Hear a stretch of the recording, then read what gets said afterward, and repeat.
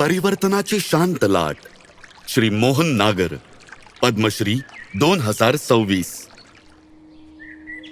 काही लोक बदलाविषयी बोलतात आणि काही लोक बदल घडवून आणतात.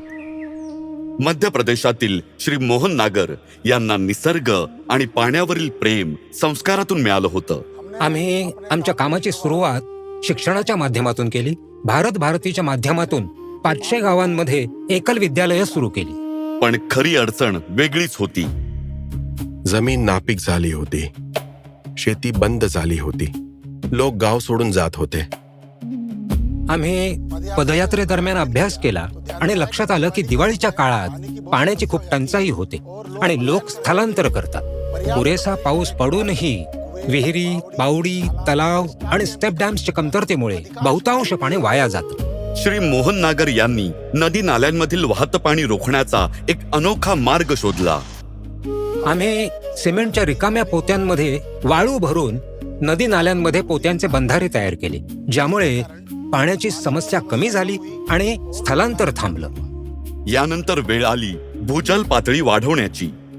आम्ही गंगा अवतरण अभियानाच्या माध्यमातून जनसहभागाने सोनाघाटी टेकड्यांवर 8,000 कंटूर ट्रेंच तयार केले आणि 32,000 झाडं लावून ताप्ती उपवन निर्माण केले, ज्यामुळे त्या क्षेत्रातील भूजल पातळी वाढली.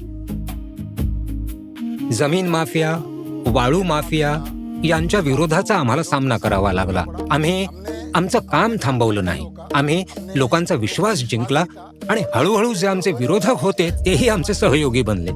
निसर्ग आणि पाणी वाचवून मोहन यांनी वर्तमान वाचवलं आणि आता त्यांचं ध्येय होतं एक उत्तम भविष्य घडवणं. भारत भारती विद्यालयाच्या माध्यमातून आम्ही मुलांना शिक्षण देऊन भविष्यासाठी सुसंस्कृत, प्रतिभावान आणि उत्कृष्ट नेतृत्व गुण असलेले तरुण घडवतो.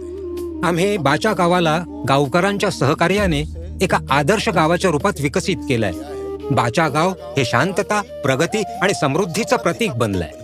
पण असंख्य बदल घडवून आणणाऱ्या श्री मोहन नागर यांच्याकडील एक गोष्ट कधीही बदलली नाही, त्यांच्या कुटुंबाचा अतूट विश्वास. मोहन यांना अनेक सन्मान मिळाले, पण त्यांचे खरे सन्मान म्हणजे भरलेली तळी, हिरव्या डोंगर रांगा, विहिरी आणि हसरे चेहरे.